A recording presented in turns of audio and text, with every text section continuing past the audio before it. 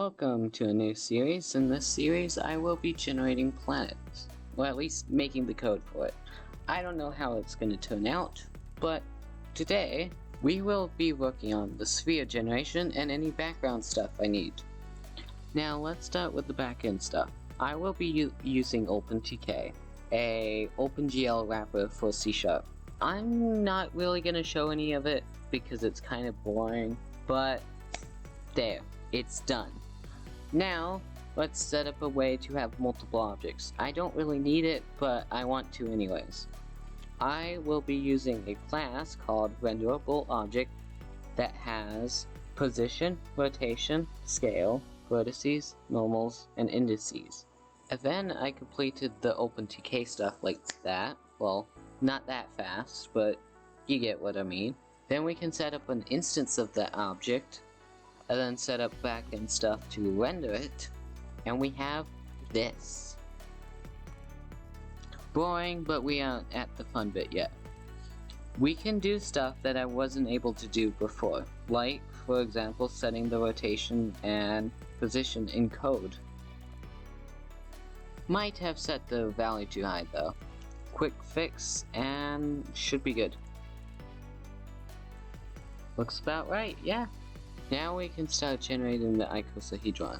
First, we will generate a rectangle with the side ratios of the golden ratio. This means that the rectangle's width must be approximately 1.618 times larger than its height. Now we have 4 points of the Icosahedron. To get the rest, we simply just rotate them. Now to get the indices. I didn't find any generators or algorithms to find the indices, so I just had to do it manually. For the normals, I'm just going to copy the vertices for now, then I can make a proper system later. Adding that to a new object, we get this. I don't want this kind of smooth shading yet, so I made a flat shading function. Now we can start our spherification.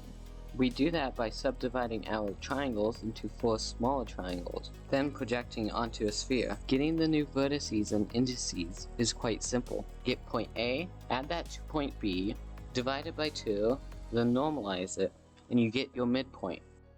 Then assign a new indice to that, and then create the triangles based on your old indices and the new indices. And it's working.